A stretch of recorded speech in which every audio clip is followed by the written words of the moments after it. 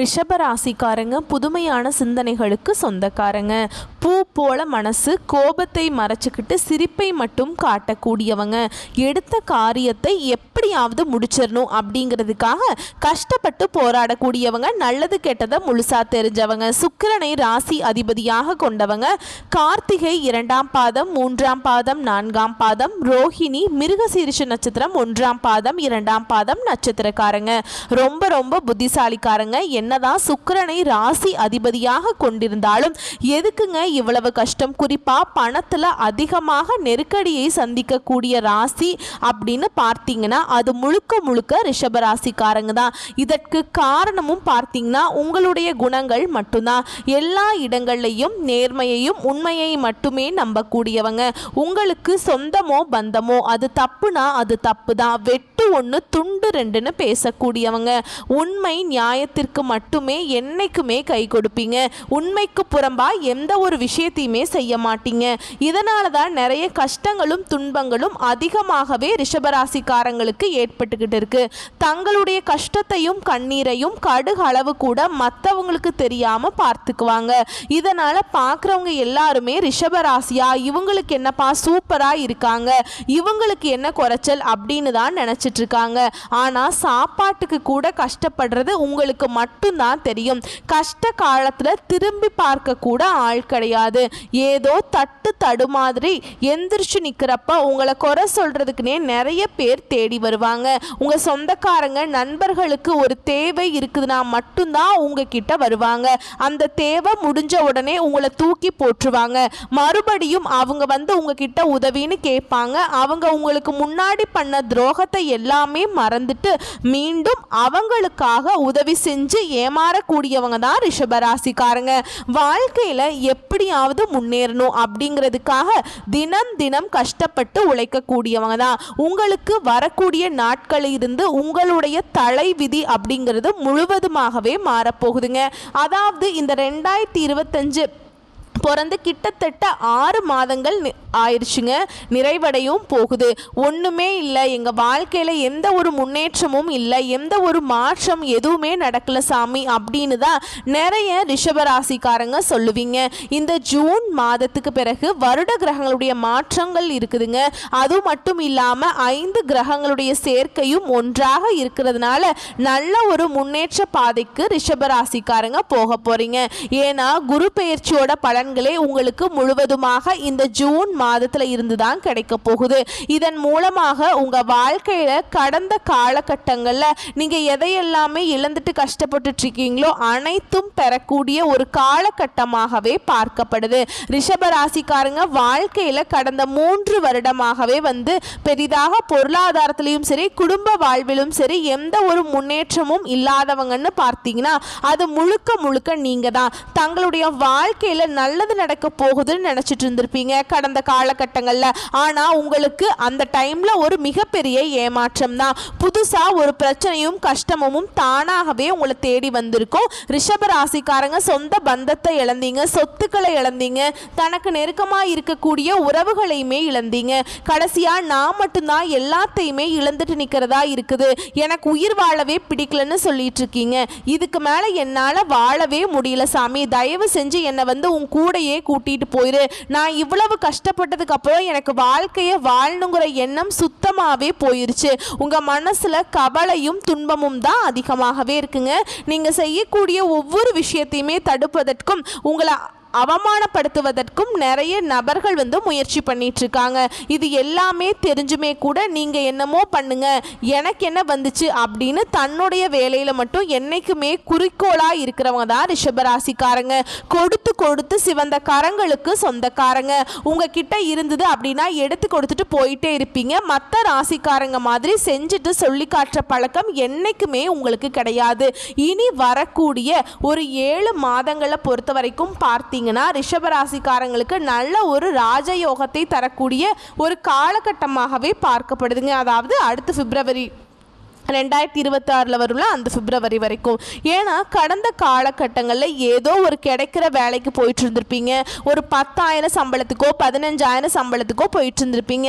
நீங்கள் படித்த படிப்புங்கிறது வேறையா இருக்கும், உங்களுக்கு பிடிச்ச ஜாபுங்கிறது வேறையா இருக்கும். சம்மந்தமே இல்லாமல் இந்த ஒரு வேலையை செஞ்சுட்டு இருந்திருப்பீங்க. இனி வரக்கூடிய நாட்களில் உங்கள் தகுதிக்கேற்ப நல்ல ஒரு வேலை அப்படிங்கிறது நிச்சயமாக கிடைக்கும். அது நீங்கள் ஒரு அரசாங்க வேலைக்கு ட்ரை பண்ணாலும் சரி, இல்லை ஐடி ஜாபோ பிரைவேட் ஜாபோ பேங்க் ஜாபோ நீங்கள் எந்த வேலைக்கு ட்ரை பண்ணாலும் அந்த வேலை அப்படிங்கிறது உங்களுக்கு நிச்சயமாக கிடைக்கும். சனி பகவானுடைய பார்வை உங்களுக்கு நேரடியாகவே இருக்குதுங்க. இதன் மூலமாக வருமானம் அப்படிங்கிறது பல வழிகளில் வரும். தொழிலில் லாபம் சற்று அதிகமாகவே கிடைக்கும். அரசியல்வாதிகளை பொறுத்த வரைக்கும் புதிய பொறுப்புகள் புதிய பதவிகள் எல்லாமே தானாகவே உங்களை வந்து சேரும். இந்த குரு பெயர்ச்சி பார்த்தீங்கன்னா உங்களுக்கு குரு பகவான் 2ஆம் இடத்துல இருந்து 3ஆம் இடத்துக்கு வந்து வக்ர நிவர்த்தி ஆகியிருக்காருங்க. இதன் மூலமாக நீங்க நினைக்கிறது அனைத்து விதமான நல்ல காரியங்கள் அனைத்தும் உங்களுக்கு விரைவில் நடக்க போகுது. ராகுவால உங்களுடைய செல்வாக்கு உயரும், உடல் ஆரோக்கியம் மேம்படும், சங்கடங்கள் நீங்கும். மறைமுகமா உங்க தொழில் வாழ்க்கையிலும் சரி இல்லற வாழ்க்கையிலும் சரி ஏதாவது ஒரு நபர் வந்து ஒரு தொல்லை கொடுத்துட்டே இருந்திருப்பாங்க. இனிமேல் அவர்களுடைய அந்த நபருடைய தொந்தரவுங்கிறது உங்களுக்கு முழுவதுமாகவே இருக்காது. கேதுவால மட்டும் ஒரு சில ஆபத்துகள் வருது. இந்த கணவன் மனைவி இருக்கிறீங்க அப்படின்னா சின்ன சண்டை சச்சரவு, பிரிந்து போகக்கூடிய வாய்ப்புகள், ஒரு மனக்கசப்பு, சண்டை அடிக்கடி வருது. இந்த மாதிரி நிறைய பிரச்சனைகள் வந்து இந்த கேது பகவான் என்ன பண்ணுவார்னா குடும்ப வாழ்க்கைக்குள்ள வருவாருங்க. இந்த இடத்துல மட்டும் கணவன் மனைவி ரொம்ப கொஞ்சம் ஒற்றுமையா இருப்பதும் அந்யோன்யமாக இருப்பதும் ரொம்ப ரொம்ப கொஞ்சம் கவனிக்க வேண்டிய செயலாக பார்க்கப்படுதுங்க. கடந்த காலகட்டங்களில் நீங்களும் ஒரு கம்பெனியில் இரவு பகல் பார்க்காம வேலை செஞ்சுட்டு இருந்திருப்பீங்க. உங்களுடைய சொந்த கம்பெனியா நினைச்சு வேலை செஞ்சிருப்பீங்க. ஆனா உங்களுக்கு சரியான ஒரு அங்கீகாரம் அப்படிங்கிறது நீங்க வேலை செய்யக்கூடிய இடங்கள்ல கிடைச்சிருக்காது. இதை நினைச்சு ரொம்பவே வந்து வருத்தப்பட்டிருப்பீங்க. ஏன்னா நம்மளுக்கு வந்து அப்புறம் வேலைக்கு வந்தவங்க எல்லாம் சலுகைகளையுமே வாங்கிட்டாங்க, கிடைச்சிருச்சு. நம்ம கிட்டத்தட்ட எத்தனை வருஷமா வேலை செய்யறோம், நம்மளுக்கு எதுவுமே கிடைக்க மாட்டேங்குது அப்படின்னு ரொம்ப வருத்தப்பட்டிருப்பீங்க. இனி ஜூன் மாதத்துக்கு பிறகு பார்த்தீங்கன்னா உங்களுக்கு சம்பள உயர்வு, பதவி உயர்வு, உங்களுக்கு மேல் இருக்கக்கூடிய அதிகாரிகளுடைய ஆதரவு முதற்கொண்டு உங்களுக்கு விரைவில் கிடைக்க போகுது. இனி உங்க வார்த்தைக்கு மதிப்பு மரியாதை கிடைக்கும். அந்தஸ்துல நீங்க எதிர்பார்த்த உயர்வுக்கு போக போறீங்க. இந்த ஜூன் மாதத்திலிருந்தே பார்த்தீங்கன்னா உங்களுக்கு நினைச்சது எல்லாமே நடக்குங்க. தொழில் வியாபாரத்தில் இருந்த தடைகள் அனைத்தும் விலகும். லாபம் அதிகமாக கிடைக்கும். முன்னேற்றம் உண்டாகும். வரவேண்டிய பணம் விரைவில் கைக்கு வந்து சேரும். குடும்பத்தில் நெருக்கடிகள் விலகும். செல்வாக்கு அந்தஸ்து உயரும். வெளிநாட்டு முயற்சிகள் உங்களுக்கு வெற்றியை தரும். தெய்வ சிந்தனை அதிகமாகும். பெரியோர்களுடைய உதவிகள் விரைவில் கிடைக்கும். உறவுகளில் இருந்த சண்டை சச்சரவு முழுவதுமாகவே விலகும். புதிய நண்பர்களுடைய உதவிகள் உங்களுக்கு விரைவில் கிடைக்கும். தொழிலில் ஏற்பட்ட நெருக்கடிகள் நீங்கும். முடங்கி கிடந்த நிறுவனங்கள்ல எல்லாமே இயங்க ஆரம்பிக்குங்க. வியாபாரத்தில் எதிர்பார்த்த லாபம் கிடைக்கும். புதிய தொழில் தொடங்கக்கூடிய முயற்சிகள் உங்களுக்கு அனைத்தும் வெற்றியை தரும். தொழில் இருந்த தடைகள் விலகுவது மட்டும் இல்லாமல் சிலர் வந்து புதிதாக தொழில் தொடங்குவீங்க. உற்பத்தியில் இருந்த தடைகள் நீங்கி தொழிலை விரிவு செய்வீங்க.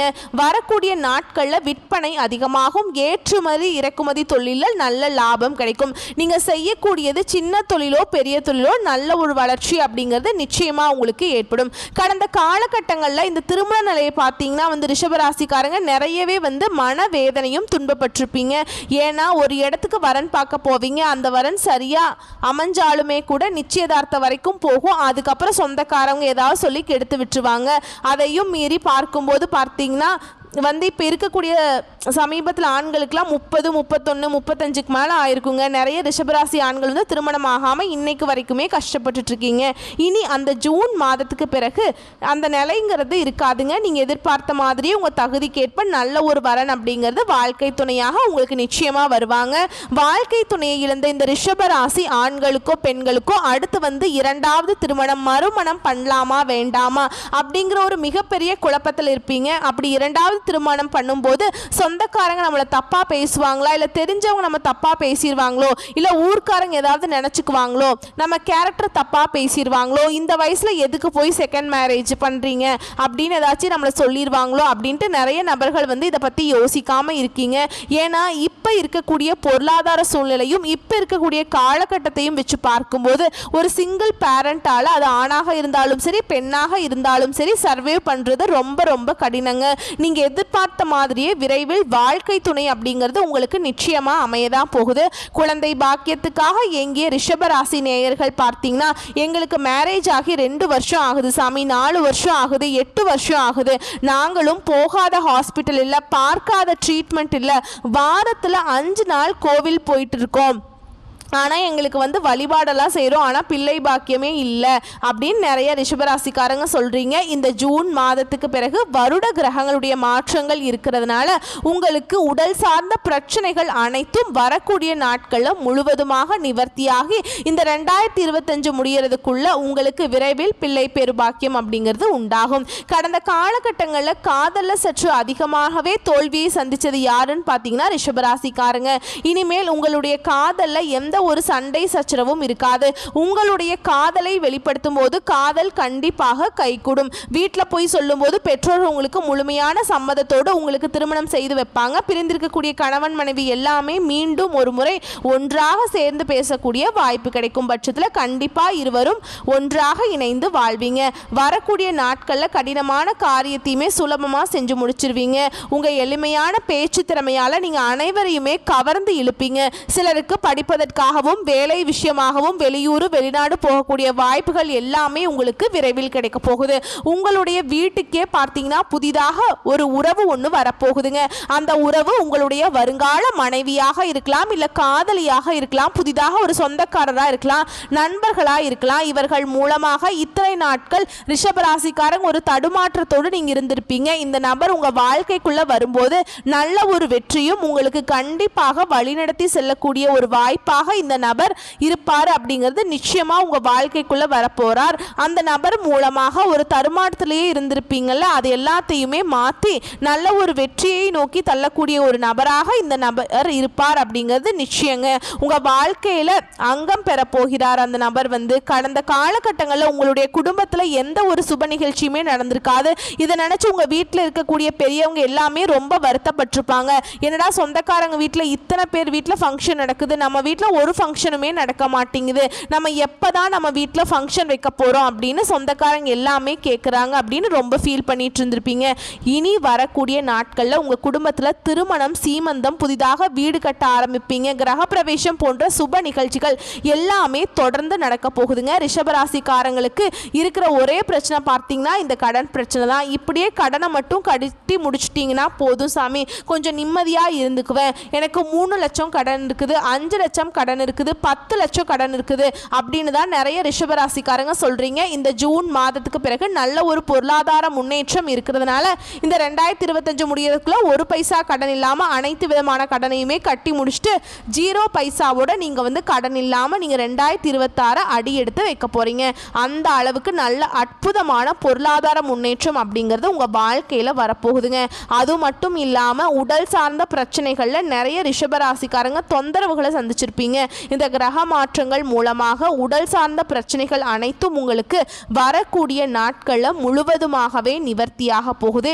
இனி வரக்கூடிய நாட்களில் ரிஷபராசிக்காரங்களுக்கு வளர்ச்சி அப்படிங்கிறது யாருமே எதிர்பார்க்காத அளவுக்கு ஒரு மிகப்பெரிய ஒரு அசுர வளர்ச்சியாக இருக்க போகுது. உங்களுடைய சொந்தக்கார நண்பர்களே உங்கள் மீது வந்து பொறாமை கொள்ள போறாங்க. வரக்கூடிய வாய்ப்புகளை மட்டும் கரெக்டாக பயன்படுத்திக்கிட்டீங்கன்னா போதும், எல்லாமே சூப்பராக நடந்துடுங்க. வாழ்த்துக்கள். நன்றி, வணக்கம்.